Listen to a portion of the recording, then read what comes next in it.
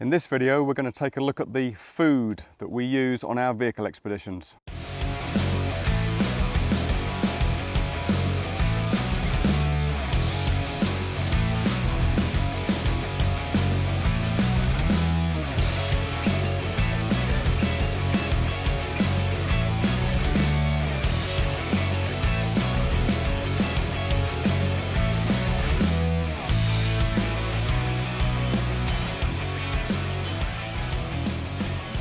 Boil in the bag.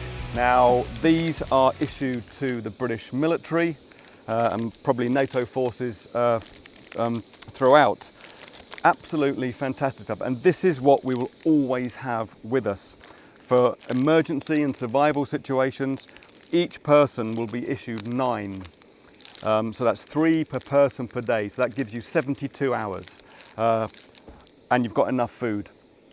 So there will always be 9 per person stuck in a box somewhere, never ever touched throughout the whole expedition. There's 2 versions that we tend to use, Wayfayrer and Beyond the Beaten Track. I've been using Wayfayrer food for the last 22 years now, and they do some really good stuff. Lancashire hot pot, absolute favourite of mine. Meatballs and pasta, another great one. Beef stew and dumplings is great, but now they're even getting a little bit more exotic. So we have Thai green curry and rice, spicy vegetable rigatoni, vegetable curry, chili con carne.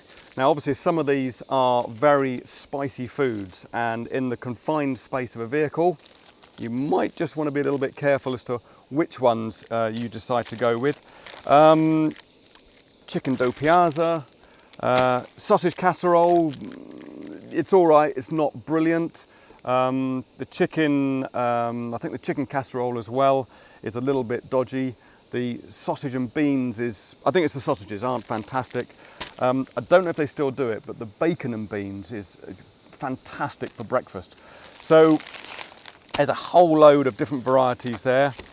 Beyond the Beaten Track, I've got chicken and mushroom pasta, vegetarian sausage, and I've just dropped one. Oh, they do a chili con carne as well. So they do a whole range. The only problem is though, £4 each. They are not cheap. Great to have for emergencies. Great if you're just kind of stuck at the border and you want a quick snack. You are going to be basically guaranteed you're not going to get sick if you eat any of this stuff. Otherwise, unlike local foods, which might make you a bit ill. But I can't understand why they're so expensive, but they are very, very good. So I would highly recommend definitely having some of these, if nothing but kind of for emergency purposes, stuck in the vehicle somewhere. So inside the just outer packaging, you have a silver bag. Now this has got pre-cooked food in it. So if needs be, you can eat this cold. But obviously it tastes a lot nicer if it's warmed up, but you don't have to. So the way you would normally do it, and this is what the guys in the army or in the British military are told to do, is you take your food like this, and as you can see, I have a nice steaming pot here of water in it, and you simply place your bag inside the hot water and leave to boil.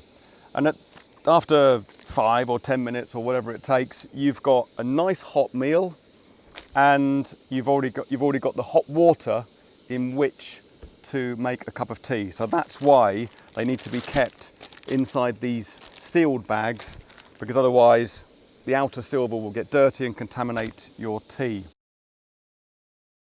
The other beauty of these boil in the bag meals is that you can get what's called a hot meal kit. So both Wayfayrer and Beyond the Beaten Track do that. Now these unfortunately are now £6 a bag, but they're even more practical and more useful than just simply the meals on their own. So inside what we have is, let's take it all out. Same again, you have a ready-to-eat pre-cooked meal, so if you can't heat it up in any way, you can still eat that. Vegetarian sausage and tomato breakfast. But what you have now is a bag. And in this bag is basically a glorified tea bag. So what you do is you can just see along the top here, there's a couple of little sort of indents. I don't know if you can see those. Well, should be able to see that one. So you tear across there, like that. And inside is this tea bag. I don't know what's in it. There is some sort of crystal type material, but what it does, it reacts with water. So place that back in the bag, get your meal and place that in there. And what you want to do is make sure that the little tea bag is on the underside. You'll then see little wiggly lines along here on both sides. And so you take some water, any water, as long as it's kind of liquid, and just pour a little bit in until it goes up to the bottom of that line. Place the bag, fold it over. What we do is fold it over like that and simply place it down. Now, I'll start the clock now and then I'll tell you how long it took. I'll try and restart the camera just as it's boiling, but in the meantime, I'll probably tuck into whatever I've put into the big stove over here. That's taken 3 minutes, and I don't know if you can see the bag has started to expand. You can hopefully see the steam here coming out, and that's reacted. So that's simply reacted with the water, and this is now heating up your food. So it's so simple. So if you're stuck at a border waiting, you're going to be moving in traffic, you can't stop, set up a stove, simply grab one of these and you're good to go. That'll probably take, I'll probably leave that for another 5, maybe 10 minutes or whatever for it to react. These are old bags, so they're probably not reacting as quick as they could, but that was only 3 minutes. So that's now red hot. Certainly wouldn't want to touch the actual underside itself. But it's absolutely fantastic. You know, we've used these in Siberia at -60, we've used them in the desert at +50, we've used them at halfway up Everest. Great, very handy bit of kit. So in your survival pack, I would definitely recommend 3 per person per day, just to have them there as a sort of a just in case you, for whatever reason, you're stuck somewhere and you can't cook any food, you've got no other means. The one thing you must remember though, if you are in a survival situation, if you have loads of food and no or very little water, don't eat.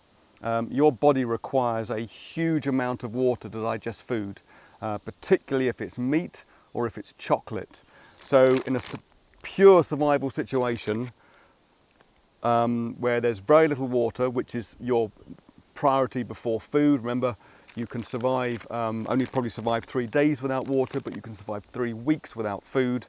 Then drink, don't eat. But if there is plenty of water, even if you were to have only 1 of these per day, that would make life much more comfortable while you're waiting for help. Now, once this is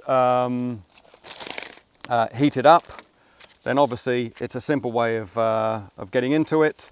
This is a cold tomato pasta salad. So this one from the third company, Vesti, but I've got a feeling these guys only supply the military. I've never actually seen it in the shops. Then what you simply do is you've got another couple of tags here and you tear across, normally from each side, otherwise it all goes off down at a horrible angle.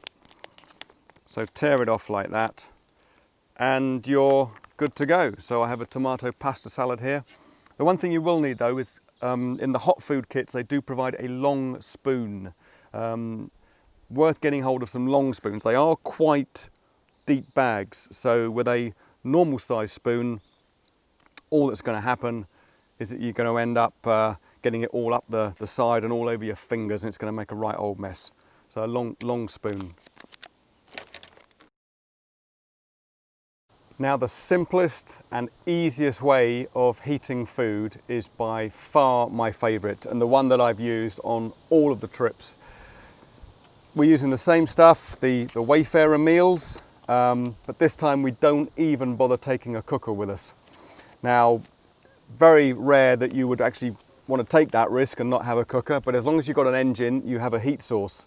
So what we would do is pop the bonnet, take the big sound deadening cover off, fold your meals in half, and then just slide them on top of this sort of heat shield kind of protector that's around the exhaust manifold, and you can comfortably get 4 in here. Possibly, and this is a TD5 engine on a Discovery 2, you could probably get 6 in there without any problem whatsoever. So there you go. Now when we did the Cape Town run, it was 10,000 miles, 21 countries, and we did it in 11.5 days. And we lived off these things day and night for 11.5 days. So all we had to do was every time we changed drivers, we popped the bonnet, hot food out, cold food in, go. It was as simple as that.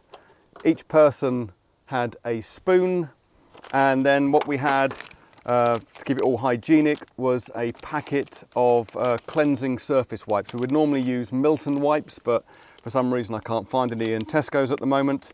So just the cleansing wipes. Don't go for the ones that you would use for your skin, or the ones that you would use when you're going to the toilet, because they've got soap in them and obviously it won't taste very nice. So just bog standard cleansing wipes.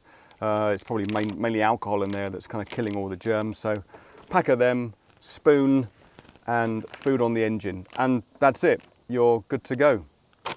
Now, I've never, well, on one occasion, one did fall off. We were driving through the dark. We were in we're in sort of north of Nairobi in Kenya, and there was this kind of smell, and I could sense burning, and the engine was getting slower and slower, and I thought, oh my word, something's failed, the engine's conked out.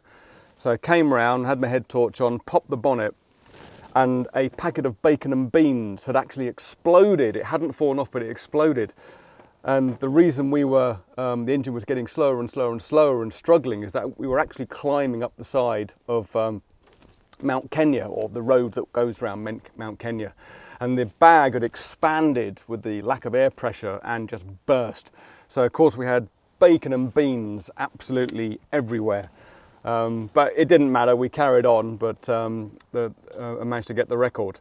But that's what we did, and it's worked an absolute treat. Now, I've had bags of food on the engines for months. I think sometimes I've even had a couple of bags on there for a year. It gets hot, it gets cold, it gets hot, it gets cold. I've never ever got sick by eating one. So you can always have them on the engine, and if you find that you can't stop, or you're hungry and you want a hot meal, but there isn't anywhere to get one and you don't have the means otherwise to prepare a hot meal, you've always got a hot meal on your engine. And it's worked an absolute treat. The bags never burn.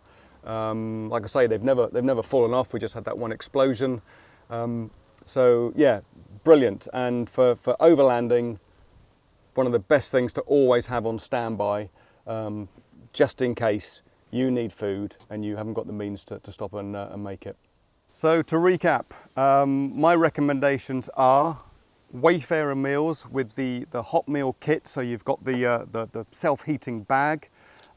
Always have some on your engine on standby. Make sure you've got a long spoon and some sterilising wipes.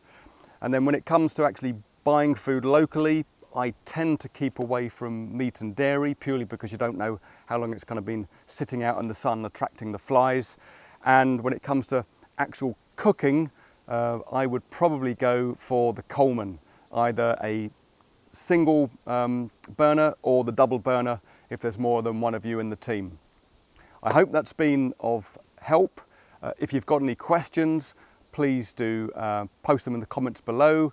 If you've got any suggestions to other people that are watching this channel as to how you eat and cook when you're on overlanding trips, please do share it. Maybe send us some videos of your cooking setup and we can add them to the channel as well. But this stuff that I've described to you here has been tried and tested.